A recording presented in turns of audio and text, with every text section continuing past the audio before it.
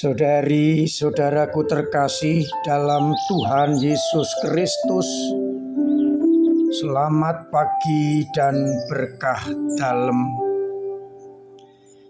Kita berjumpa kembali dalam renungan harian kita, Selasa 29 November 2022. Bacaan sebagai bahan permenungan diambil dari kitab Nabi Yesaya bab 11 ayat 1-10 yang berbicara mengenai akhir zaman, di mana digambarkan suasana yang sungguh menyenangkan. Suasana ketika Roh Allah menghampiri Yesaya, adanya kedamaian, sukacita, keselamatan, damai sejahtera. Digambarkan bagaimana serigala akan tinggal bersama domba, macan tutul akan berbaring bersama kambing, dan seterusnya. Anak kecil akan bermain-main dengan ular dedung. Mereka tidak mengalami luka sedikit pun atau kejahatan. Yang ada adalah damai sejahtera. Sedangkan pada bacaan Injil berisi ucapan syukur Yesus karena semua yang disembunyikan bagi orang bijak dan pandai dinyatakan kepada orang-orang kecil. Dan para murid dipuji bahagia karena telah melihat hal-hal yang datang dari Allah. Karena banyak nabi dan raja ingin melihat dan mendengar apa yang mereka dengar dan mereka lihat, tapi tidak mendengar dan tidak melihatnya. Saudari-saudaraku terkasih dalam Kristus, kita masuk dalam masa penantian kedatangan Anak Manusia. Suasana macam apa ketika Anak Manusia datang digambarkan di dalam bacaan yang pertama. Ketika Roh ada dalam diri saya, melihat akhir zaman akan datang dan tunas akan keluar dari tunggul Isai, di mana gambaran anak manusia dilukiskan dengan berbagai macam hal, termasuk kesenangannya ialah takut akan Tuhan. Anak manusia akan datang menghakimi orang-orang dengan keadilan, dengan kejujuran. Dan suasana itu dibarengi dengan suasana yang aman, damai, tentram, dan menyenangkan. Tidak ada kecemasan, tidak ada ketakutan. Yang dilukiskan dengan bagus. Macan tutul akan berbaring di samping kambing.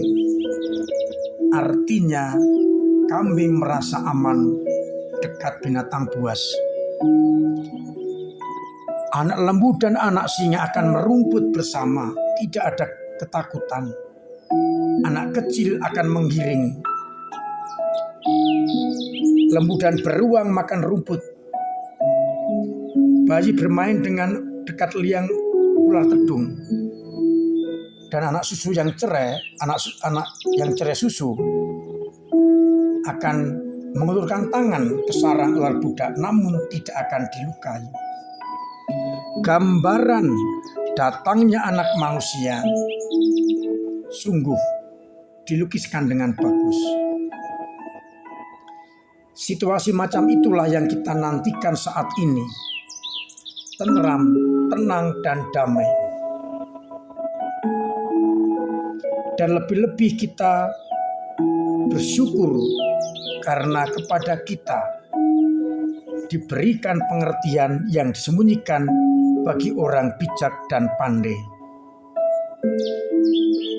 Kita boleh melihat karya-karya Allah, mendengar sabda-sabdanya yang oleh banyak orang ingin tetapi tidak mendapatkannya. Oleh karena itu, pengertian dan pendengaran yang kita dapatkan ini harus kita gunakan untuk mencapai suasana kedatangan Anak Manusia yang dilukiskan oleh bacaan yang pertama dengan bagus.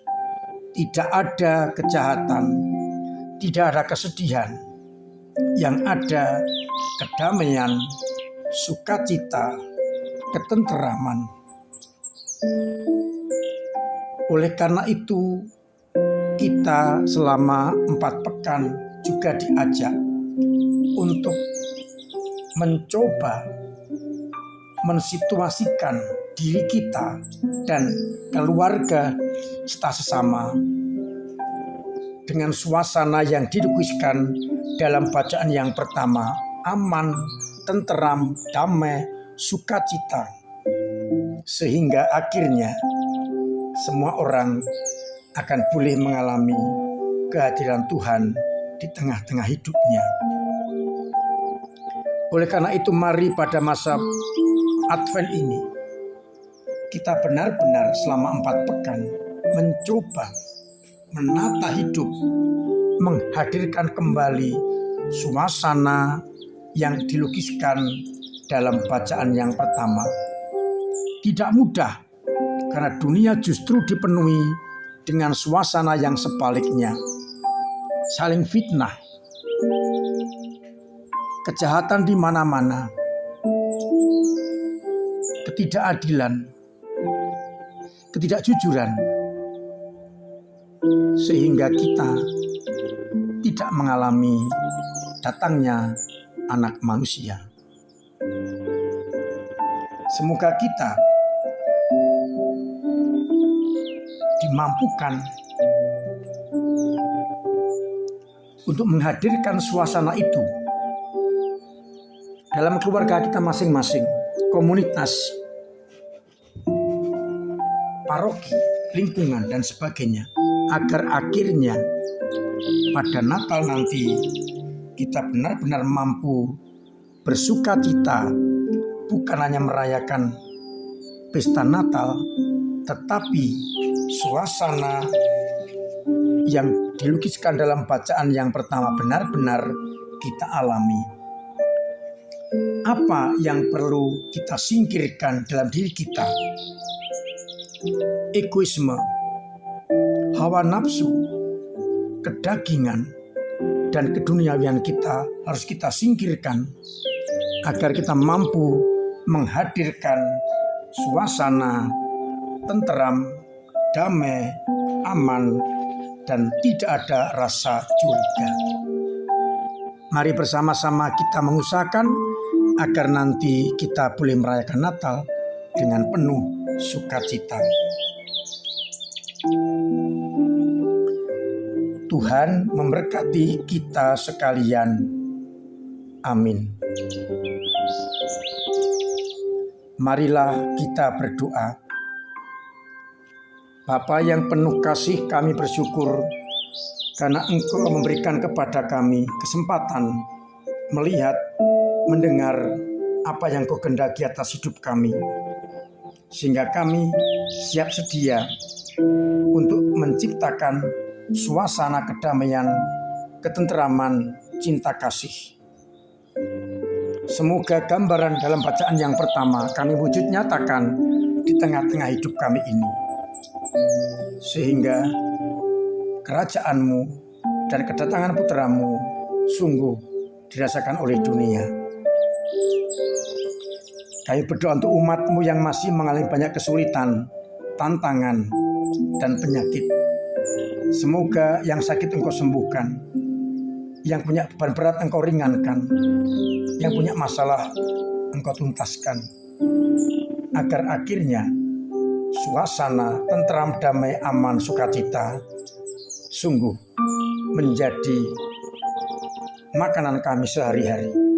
Artinya kami wujud nyatakan dalam hidup kami.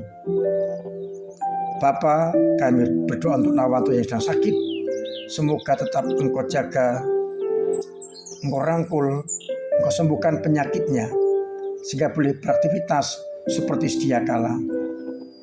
Biarlah sukacita ini membawa keluarganya untuk semakin bersatu dengan Engkau. Tabahkan, kuatkan hati Nawanto dan keluarganya.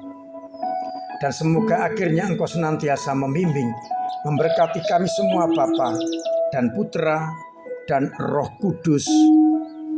Amin.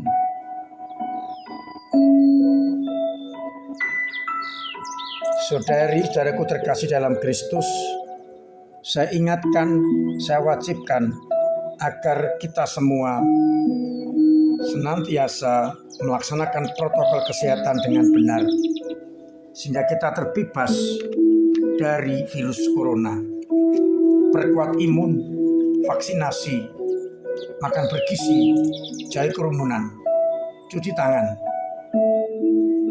agar kita benar-benar merasakan kebebasan dari ancaman virus corona.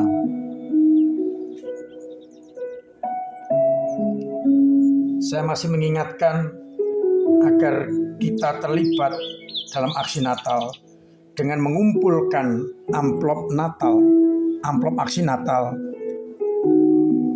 di kotak yang telah tersedia, untuk kemudian nanti kita kelola, kita wujudkan sembako agar akhirnya sungguh berguna bagi kita semua. Untuk yang ingin memulai, yang ingin untuk pasang iklan atau ucapan Natal, dipersilakan menghubungi Komsos. Akhir selamat pagi, selamat merenungkan, Tuhan memberkati.